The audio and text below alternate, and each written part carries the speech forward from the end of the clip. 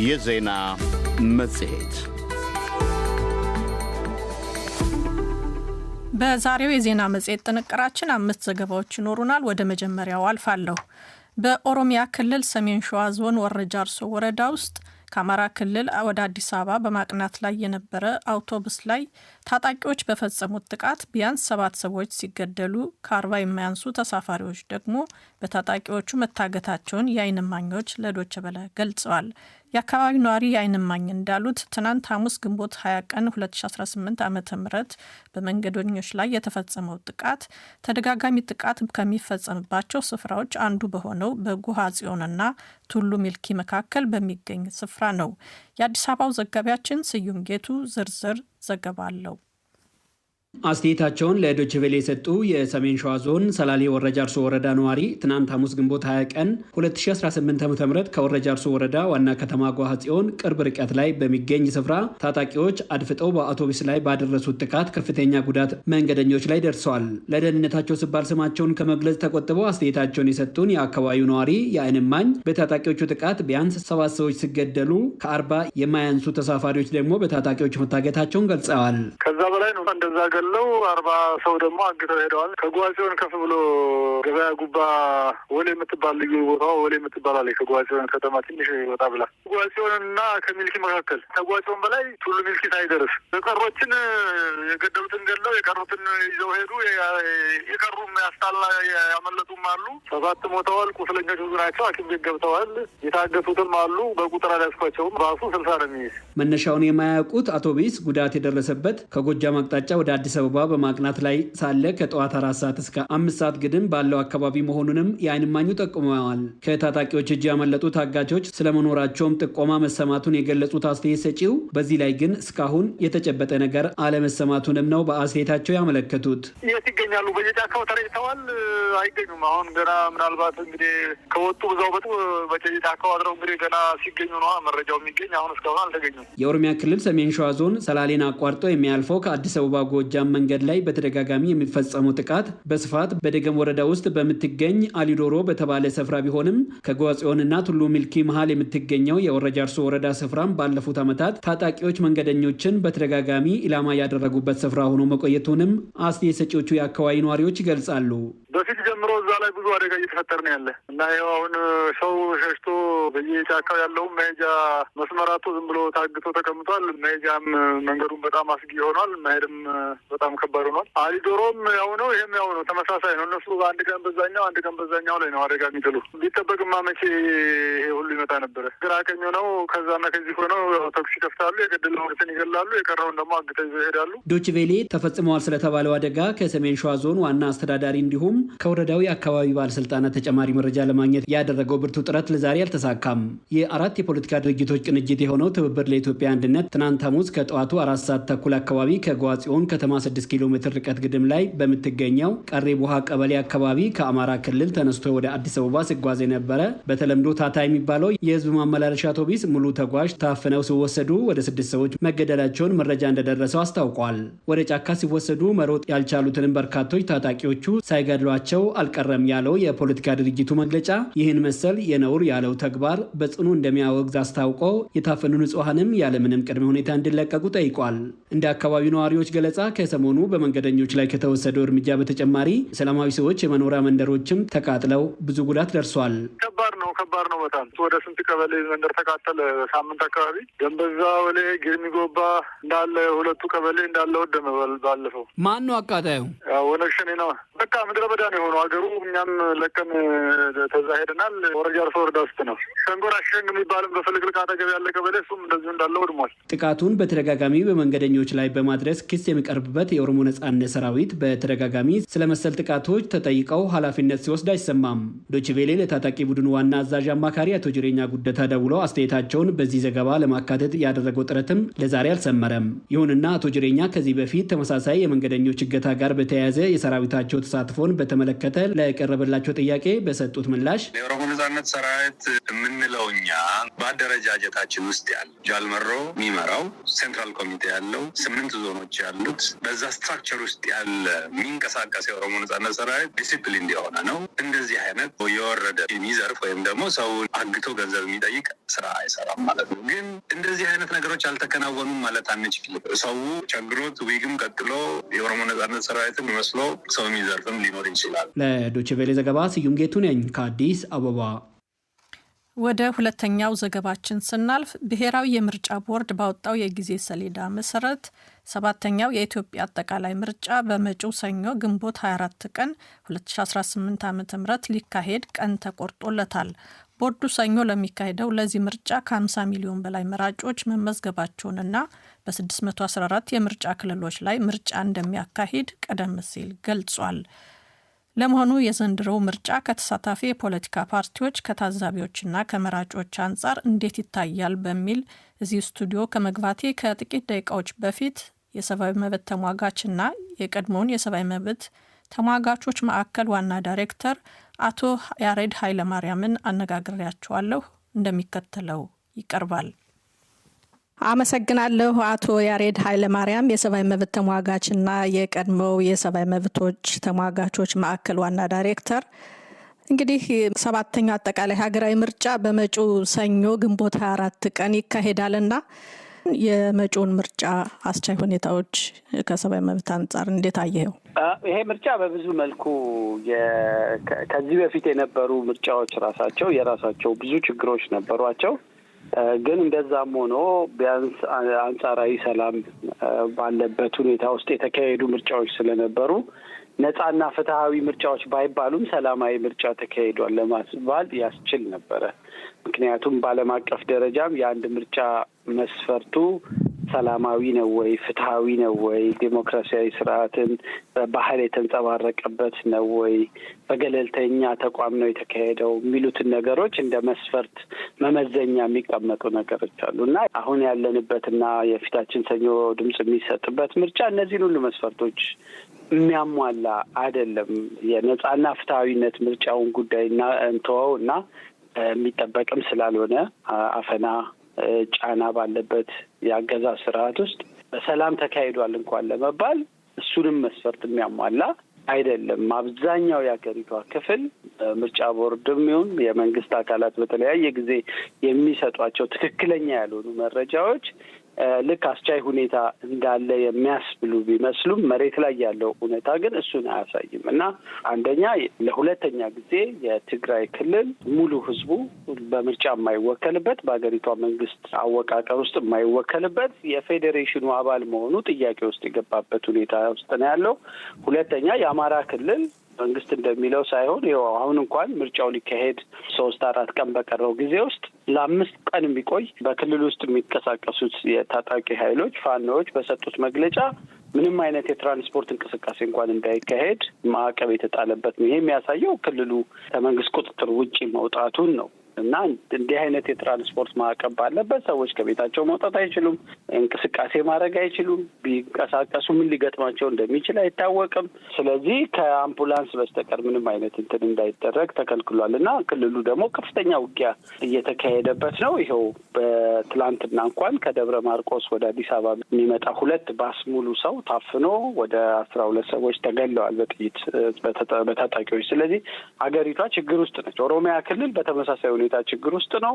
በታዋቂው ፖለቲከኛ ፕሮፌሰር መራራ እንደዚሁ ትላንትና በሰጡት መግለጫ የተወለድኩበት አካባቢ እዚህ አምቦ እንኳን ሄጄ እንኳን ምርጫ ቅስቀሳ ማድረግ ቤተሰብ መጎብኘት የማልችልበት አገር ሆኗል፣ ከአዲስ አበባ መውጣት አልቻልንም ብለዋል። ስለዚህ ይሄ ምርጫ አገሪቷ በከፍተኛ ሁኔታ ሰላም ያጣችበት አንድ፣ ሁለተኛ ደግሞ ስርዓት አልበኝነት የነገሰበት መንግስት የሀገሪቷን ሰላም ብቻ ሳይሆን ስርዓት የህግ የበላይነትን መቆጣጠር ያልቻለበት የፖለቲካ ፓርቲዎች የትም ቦታ ሄደው ቅስቀሳ ከአዲስ አበባ ውጭ ማድረግ የማይችሉበት አስቸጋሪ ሁኔታ ውስጥ የሚደረግ የይምሰል ምርጫ ነው። ስለ ፓርቲዎቹ በግጭቱ ምክንያት ሰላም በማጣቱ ምክንያት ፓርቲዎች መቀስቀስ አይችሉም የሚለውን ስታነሳ መሳተፍም ያልቻሉ ፓርቲዎች እንዳሉ እየተገለጸ ነው። ቁጥራቸውም እየቀነሰ መምጣቱ ይገለጻል። የታዛቢዎች ጉዳይም አንዱ የሚነሳው ነገር ነው። ከመራጮችም ከታዛቢዎችም ከተቃዋሚ ፖለቲካ ፓርቲዎች አንጻርስ እንዴት ታይዋለህ? ከታዛቢዎቹ ብጀምር የአፍሪካ ህብረት ለምሳሌ የትኛውም የአፍሪካ ሀገር ውስጥ ግጭትን ባለበት ሁኔታ በሀገሩ ጋባዥነት ሲጠሩ ቁጥራቸው በጣም አነስተኛ የሆኑ ታዛቢዎችን ይልካሉ። ይሄ የተለመደ ነው እና ከዛም በኋላ ይዘውት የሚወጡት መግለጫ ራሱ ገለልተኝነቱ ሁልጊዜ ጥያቄ ውስጥ የወደቀ ነው። የአፍሪካ ህብረት አንድም ሀገር ላይ ችግር ሲኖር ራሱ ጠንከር ያለ ችግር ሲኖር ከመንግስታቱ ጋር ላለመጋጨት ብሎ የህብረቱ ሰዎች እውነተኛ ምስክርነት አይሰጡም። ስለዚህ ታማኝነታቸው ሁሌ ጥያቄ ውስጥ እንደወደቀ ነው። ኢጋድም በተመሳሳይ ሁኔታ ነው። የኢጋድ አመራሮች አሁን ኢትዮጵያ ውስጥ ያለ የአገዛዝ ስርዓት የቅርብ ሰዎችም ስለሆኑ ከኢጋድም እንደዚህ እውነተኛ የምስክርነት መረጃ አይመጣም። ያ ብቻ ሳይሆን የሚያሰማሩትም ኢትዮጵያ በጣም ሰፊ ሀገር ነች። የሚልኳቸው ታዛቢዎች ደግሞ የአዲስ አበባን ምርጫ ጣቢያዎች እንኳን በአግባቡ መሸፈን የሚችሉ አይደሉም። ሌላው ትልቅ ብዙ ጊዜ ከፍተኛ የታዛቢነት ስራ በገለልተኝነት የሚሰራው የአውሮፓ ዩኒየን ነበር። የአውሮፓ ዩኒየን ይህን ምርጫ አልታዘብም፣ እንዲሁ የፖለቲካ ትኩሳቱን ሂደቱን በርቀት እከታተላለሁ እንጂ ምርጫውን አልታዘብም ብለዋል። የሀገር ውስጥ ታዛቢዎች ናቸው። የሀገር ውስጥ ታዛቢዎች ደግሞ ገሚሶቹ ገለልተኝነታቸው ጥያቄ ውስጥ የወደቀ ነው። ገሚሶቹ ደግሞ ደፍረው ያዩትን ሕጸጽ እንኳን እስካሁን ድረስ በግልጽ ሪፖርት አውጥተው መንግስትን ሲያርሙ ሲያስተካክሉ አይታይም። ከመራጮች አንጻር የወሰድ እንደሆነ መንግስት የቁጥር ነገር በጣም ስለሚያሳስበው ከዚህ በፊት ሰላም በነበረባቸው ራሱን ባካሄደው የዛሬ 5 ዓመት በነበረው ምርጫ ሰላም በጣም የተሻለ ሰላም በነበረበት ወቅት ውስጥ እንኳን ከተመዘገበው ሰው የተጋነነ ቁጥር በዳታ በኢንተርኔት በምን በስልካቸው ተመዝግበዋል በአፕሊኬሽን በሚል ትክክለኛ ያልሆነ አሁን የዓለም አቀፍ ተቋማቶችም እየተቹት ነው። የተጋነነ የውሸት ቁጥር ተመዝጋቢዎች ተቀምጧል። ግን እውነታውን ብናየው እንደው ቁጥሩም እንኳን ቢያንስ እንኳን አብዛኛው ከአዲስ አበባን ጨምሮ በአብዛኛው የአገሪቷ ክፍል ሰዎች ተገደው ነው ወደ ምርጫ ካርድ እንዲወስዱ የተደረገው። የመንግስት አገልግሎቶችን ከጤና አንስቶ ማንኛውንም የመንግስት አገልግሎቶች ሲጠይቁ የምርጫ ካርድ አውጥታቸዋል እየተባለ የምርጫ ካርድ ያላወጣ ሰው ምንም አይነት የመንግስት አገልግሎት እንዳያገኝ እየተከለከለ አንዳንዱ ጋር ምርጫ ካርድ ያልወሰዳችሁ ተብሎ የታሰሩ ሰዎች አሉ። ካርዱንም ከወሰዱት በኋላ ደግሞ የካርዳችሁን ቁጥር መመዝገብ አለብን እየተባለ በደህንነቶች በመከላከያ አባላት ከወረዳና ቀበሌ ድረስ ባሉ የጸጥታ አካላትና የአገዛዙ ካድሬዎች እየተዋከበ ነው ሰው ካርድ ተገዶ የወሰደው። ስለዚህ መራጩ በነጻነት በመምረጥ መብቱ ላይ የመወሰን እድል አላገኘም። ሶስተኛ ደግሞ መራጩ በቂ የሆነ የፖለቲካ ፍክክር አማራጭ ኃይሎችን እንዳያይ ተከልክሏል። ሌሎቹ አካባቢ የጸጥታ ችግር ነው የሚታየው። ትግራይ ክልል ደግሞ ጭርሱኑ ምርጫ አይካሄድም እና እንደው ከዛ አንጻርስ እንዴት አየኸው? ትግራይ ክልልን የፌዴራል መንግስት ችላይ ማለት የመተው አይነት ነገር ነው ለእኔ የሚታየኝ። ምክንያቱም የፕሪቶሪያ ስምምነት በተፈረመ በአጭር ጊዜ ውስጥ ነው ያን የፕሪቶሪያ ስምምነት የፈረመውን አካል እውቅና የሰጡትን ህወሓትን በምርጫ ቦርድ የፓርቲነት ህልውናውን እንደ ጥያቄ ውስጥ የሚከት እርምጃ በመንግስት በኩል የተወሰደው እና ያኔ ነው የፕሪቶሪያ ስምምነት እስከ መጨረሻው እንደማይመጣ ትክክለኛ መስመሩን ይዞ እንደማይመጣ ምልክት የታየው። ከዛ በኋላ ግን ያለው ሁኔታ ነገሮች እየጦዙ እየተባባሱ ስለመጡ ትግራይ ውስጥ የሚጠበቀው ነገር አሁን ያለው ምልክቶች የሚያሳዩት ምርጫ ሳይሆን ሁለተኛ ዙር ጦርነት ይመጣል የሚል ነው። የክልሉም ህዝብ ስጋት፣ የሁላችንም ስጋት እንደውም ምርጫው ከርቶ ያ ክልል በሰላም ሊቆይ ይችላል የሚለው ነው እና በሁለቱም ኃይሎች በኩል ያለው ነገር ለስልጡን ፖለቲካ፣ ለውይይት፣ ለድርድር የሚያመች አይደለም። መገፋፋት ነው ያለው እና የትግራይ ህዝብ በመንግስት ውስጥ አለመወከሉ፣ የሚፈልገውን አካል አለመምረጡ፣ በምርጫ አለመሳተፉ ብቻ ሳይሆን የመኖር ህልውናውም እንደገና ብዙ ሺህ ልጆቹን ሊያጣ የሚችልበት አደጋ ከፊት ለፊቱ የተጋረጠበት ሁኔታ ውስጥ ነው ያለ። አቶ ያሬድ ኃይለማርያም የሰብአዊ መብት ተሟጋችና የቀድሞው የሰብአዊ መብት ተሟጋቾች ማዕከል ዋና ዳይሬክተር፣ ለሰጠኸኝ ማብራሪያ ከልብ አመሰግናለሁ። እኔም አመሰግናለሁ። ቀጣዩና ሶስተኛው ዘገባችን አሁንም በምርጫ ላይ ያተኮረ ነው። 7ኛው የኢትዮጵያ ጠቅላላ ምርጫ ሊካሄድ 2 ቀናት ቀርተውታል። ከትናንት አንስቶ እስከ ምርጫው ያሉት ቀናት የጽሞና ቀናት ተብለው ምንም አይነት ከምርጫ ጋር የተያዘ እንቅስቃሴዎች የማይካሄድበት ጊዜ መሆኑን የኢትዮጵያ ብሔራዊ ምርጫ ቦርድ አስታውቋል። ቀጣዩ ዘገባችን የፊታችን ሰኞ ስለሚካሄደው 7ኛው የኢትዮጵያ ጠቅላላ ምርጫ የፖለቲካ ተንታኞች ምልከታን ያስቃኛል። ሂሩት መለሰ እንደሚከተለው አጠናቅረዋለች። የኢትዮጵያ ብሔራዊ ምርጫ ቦርድ በዚህ ሳምንት ማክሰኞ እንዳስታወቀው የፊታችን ሰኞ ግንቦት 24 ቀን 2018 ዓ.ም በሚካሄደው የኢትዮጵያ ጠቅላላ ምርጫ 42 የፖለቲካ ድርጅቶች ይወዳደራሉ። ስለ ምርጫው ሂደት ዶይቼ ቬለ ምልከታቸውን ከጠየቃቸው ተንታኞች አንዱ ዶክተር ሙከረም ሚፍታህ በሲቪል ሰርቪስ ዩኒቨርሲቲ ረዳት ፕሮፌሰር እና የፖሊሲ ጉዳይ አጥኚ ካለፈው ምርጫ ጋር በማነጻጸር በምርጫው ሂደት ከተወዳዳሪ ፓርቲዎች በኩል ታይተዋል ያሏቸውን ድክመቶች አስረድተዋል። ቀድሞ ከነበሩት ምርጫ ወቅቶች አኳያ ጠንከር ያለ ፖሊሲ አማራጭ የያዘ የተፎካካሪ የሚባል ተቃዋሚ የሚባል ኃይል ገን የወጣበት የምርጫ ወቅት ነው ለማለት የሚያዳግት ይመስለኛል። በሌላ በኩል የምረጡኝ ዘመቻውን ቅስቀሳው ላይ ብሮድካስት ሚዲያውም ላይ በቴሌቪዥንም በሬዲዮም እንዲሁ ማህበራዊ ሚዲያም ላይ ያለውን ነገር በምናይበት ወቅት እንግዲህ ህብረተሰቡን የሚመለከቱ በቀጥታ የህይወት ተግዳሮት የሆኑ አሳሳቢ የሆኑ ችግሮች መሰረታዊ የውይይት አጀንዳ ሆነው ቀርበው አላየኋቸውም። የግል አስተያየት ነው። የዳቦ የዘይት ጉዳይ፣ የዱቄት የስንዴ ጉዳይ ህብረተሰቡን እጅግ በጣም በከፍተኛ በጣም የሚያሳስብ ጉዳዮች ናቸው። የዕለት ተዕለት ፍጆታን የሚመለከቱ ጉዳዮችን የፖሊሲ አጀንዳ አድርጎ የህዝቡ የልብ ትርታ ጉዳይ እንደሆኑ አድርጎ ወደ መድረክ በማምጣት የውይይት አጀንዳ ማድረግ ላይ ጠንከር ያሉ ነገሮች እኔ በግሌ አላስተዋልኩኝም። ሌላው ዶይቼ ቬለ ያነጋገራቸው የኢትዮጵያና የአፍሪቃ ቀንድ የፖለቲካ ጉዳዮች ተንታኝ አቶ መስፍን አማን የአሁኑን የምርጫ ሂደት ከባለፈው ጋር በማነጻጸር በአሁኑ ከባለፈው ለየት ያሉ ያሏቸውን ሁኔታዎች ገልጸዋል። ከዚህ ቀደም በነበሩ እንትኖች እንዲያውም የኢትዮጵያ ፖለቲካ ምርጫ በሚካሄድበት ጊዜ ፖለቲካው ትንሽ ይሞቅ ነበር፣ ይጋጋል ነበር። አሁን ግን የመቀዛቀዝ ነገር ነው ያለው፣ ውዝግብ ነው ያለው። ይሄ ነገር አልተሟላም፣ ይሄ ነገር አልተፈጸመም የሚል ነው ያለው። ገዢው ፓርቲ በተቻለ መጠን ምርጫውን አካሄደው፣ ምክንያቱም በኢትዮጵያ ሕግ 5 ዓመት ግዴታ ስለሆነ ነው። አይ ቲንክ ገዢው ፓርቲ ፈልጎትም አይመስለኝም፣ ግን ያው ሕግ ስለሚጠይቅ ሕግ ስለሚያስገድድ በ5 ዓመት ምርጫ መካሄድ አለበት ስለሚል በዛ ግዴታ ውስጥ ስለሆነ ይመስለኛልና ምርጫው መካሄድ አለበት ብሎ ቆርጦ የተነሳ ይመስላል። በሌላ በኩል ተቃዋሚዎቹ አብዛኞቹ የሚወዳደሩትም ጭምር ማለት ነው በግማሽ ልብ ነው የገቡበት። ምርጫው ላይ የምናየው ነገር እሱ ነው። ብዙ አይነት ኢሬጉላሪቲስ ወይም ደግሞ በጣም ያልተለመዱ ሁኔታዎች የታዩበት ነው። በተለይ አሁን የመራጮች ምዝገባ ላይ የሆነ አማራ ክልል አንዳንድ የምንሰማቸው ዜናዎች አሉ። በግድ መራጮች ካርድ እንዲወስዱ የሚደረግበት ሁኔታ አለ። አንዳንድ ቦታዎች ተመራጮች ራሳቸው የምርጫ አስፈጻሚ የሆኑበት ሁኔታ አለ። ይሄን የምለው እኔ አይደለሁም፣ ምርጫ ቦርድ ራሱ በአንድ ወቅት ያወጣው ሪፖርት ነው እንትን የሚለው እና ይሄ ነገር አለ። እንደ በፊቱ ክርክሮቹ በጣም አነስተኛ ናቸው። ከ97ቱ ጋር እንኳን አናወዳድረውም። 97ቱ በጣም አድቫንስ ሊያደርገ በጣም የተሻለ የሄደ ምርጫ ነው በኢትዮጵያ ታሪክ። ከዛ ወዲህ እንኳን የተካሄዱ ምርጫዎች ላይ ይካሄዱ የነበሩ ክርክሮች አሁን እዚህኛው ላይ ብዙም እንትን አይደለም እና ምርጫው እኔ የማየው ለፎርማሊቲ ወይም ደግሞ በቃ ሕግ ለማክበር 5 ዓመት ስለሚጠየቅ መካሄድ አለበት ተብሎ ታምኖበት የሚካሄድ እና ደግሞ ያው የገዢው ፓርቲ የሚቀጥለውን 5 ዓመትም ተመርጦ ነው ስልጣን ያዘው የሚለው ነገር ለማራዘም የሚካሄድ ነው እንጂ ብዙ የሚቀሩ ነገሮች አሉ። ዶክተር ሙከረም በበኩላቸው ልሂቃን ለምርጫው ትኩረት አለመስጠታቸው ሌላው በአሁኑ ምርጫ ሂደት የታዘቡት ጉዳይ ነው።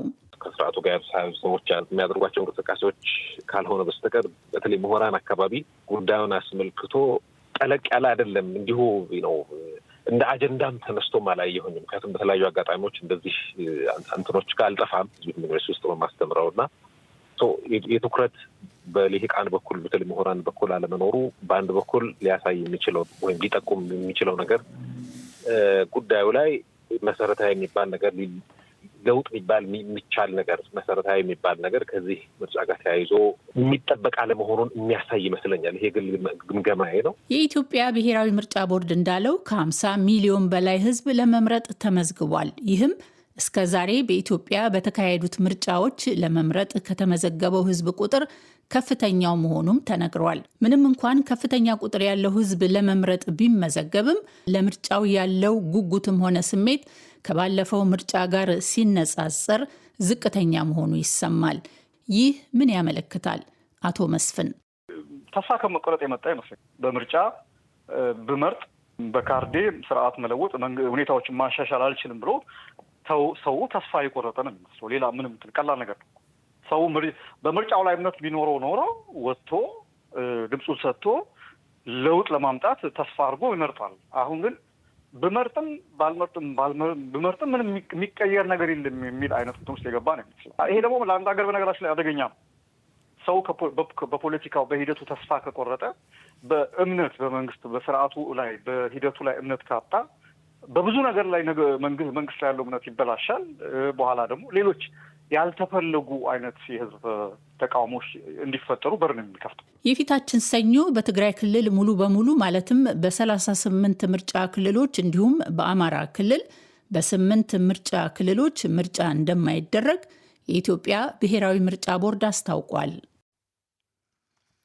ቀጣዩና አራተኛው ዘገባችን ወደ አማራ ክልል ይወስደናል። በአማራ ክልል ባለው የጸጥታ ችግር ምክንያት በክልሉ ውስጥ ወደ ተለያዩ አካባቢዎች የሚንቀሳቀሱ አሽከርካሪዎች ለከፍተኛ ዘረፋና እገታ እየተዳረጉ መሆኑን ገልጸዋል። አሽከርካሪዎቹ በየአካባቢዎቹ ባሉ የታጠቁ አካላት ከሚደርስባቸው ዘረፋ በተጨማሪ በስራ ላይ ያሉ የሚገደሉ መኖራቸውንም ተናግረዋል። የደሴው ዘጋቢያችን ኢሳያስ ገላው ተጨማሪ አለው።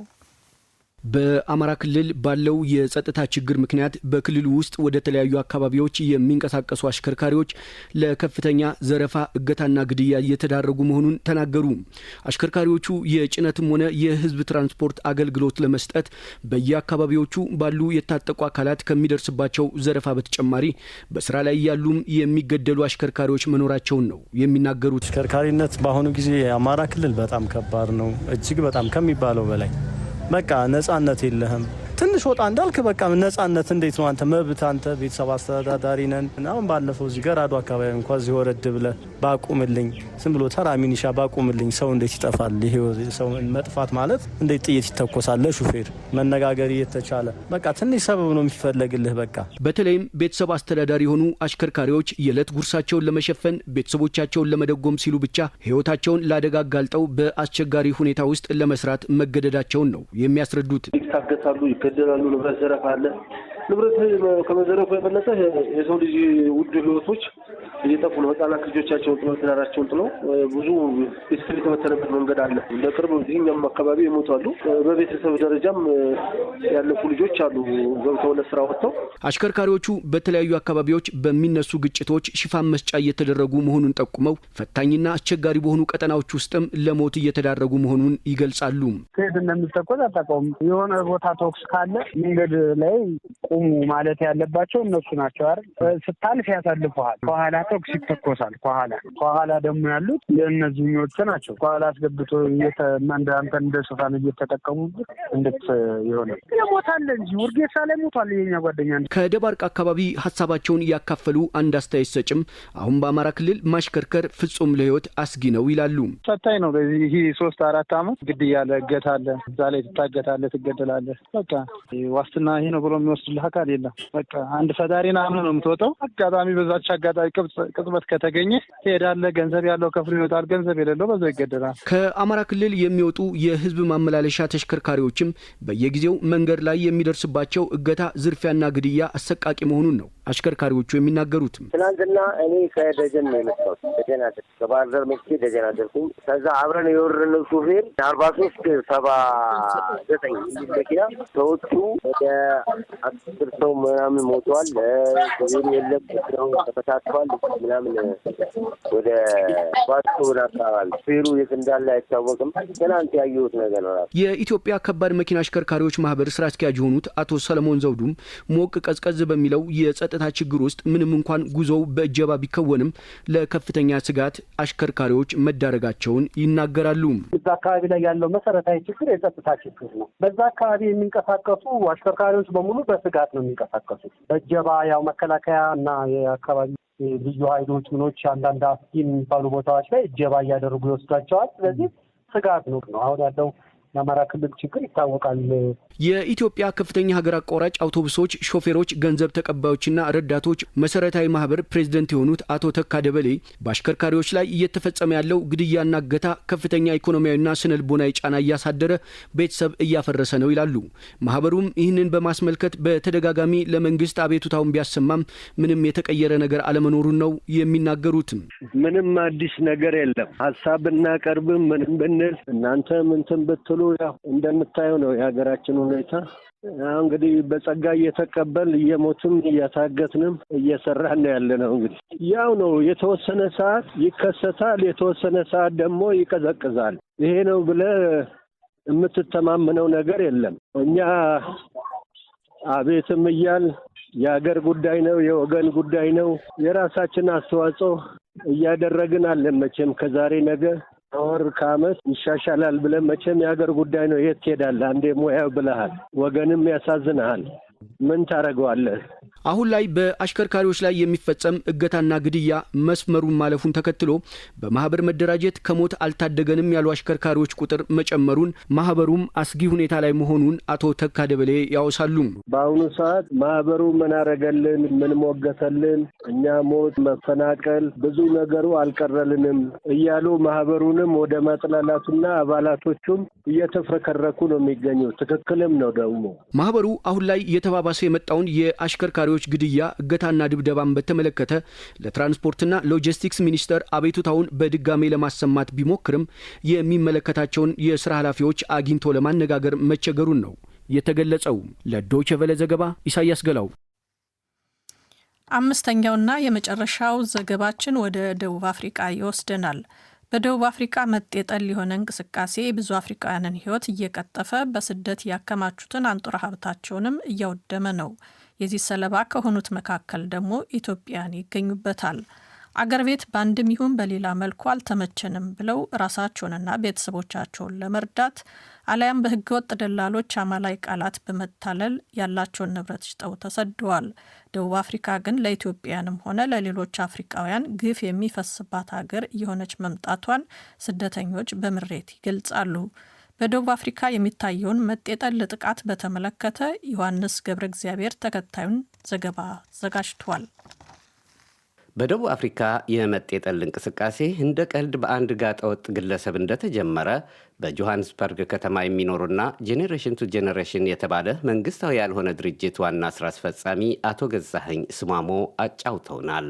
እንግዲህ እነኚህ የመጀመሪያ መነሻ ሶርሳቸው ላክስ የሚባል አንድ ማፊያ ወጣት ገፍተን እናውጣ፣ ዱዱላ ማለት በዙሉኛ ግፋና አውጣ፣ በግድ አውጣ ማለት ነው።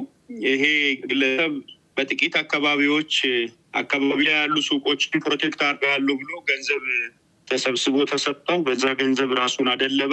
እንግዲህ የሱን ኮፒ እያዩ አፍሪካ አክሽን፣ ማርች ቱ ማርች፣ ዱዱላ ሙቭመንት እና ወደ 6-7 አይነት ፓርቲ ሆነው መጡ።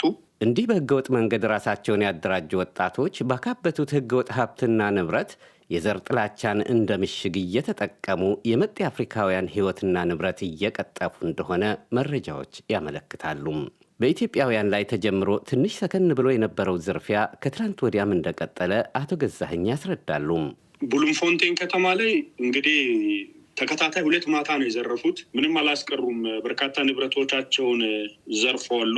በተለይ ቡሉምፎንቴን ፍሪ ስቴት በጣም በተከታታይ በ2040 ተዘርፏል። በተከታታይ 4 ዓመት የተዘረፈ ከተማ ነው እና መንግስትም የሌለ ነው የሚመስለው። በጣም ተጎድተዋል ቡሉምፎንቴን ከተማ ያሉ ኢትዮጵያውያን። በቅርቡ ከትላንት ወዲያ ከፍተኛ ዝርፊያ ተፈጽሞባቸዋል። አንድ ነገር ሳይቀር በጣም ነው ያወደሟቸው፣ በጣም ነው የዘረፏቸው። እንግዲህ ሲዘርፏቸው በቃ በሚያሳዝን ሁኔታ ሰው ከተኛ በኋላ መጥቶ ነው የሚዘርፉ። በግላጭ ይካሄድ የነበረ ዝርፊያና ግድያ ትንሽ ቀዝቀዝ ባለባቸው አካባቢዎችም ጥቃቱ መልኩን እየቀየረ እየተፈጸመ እንደሆነ አቶ ገዛኸኝ አጫውተውናል።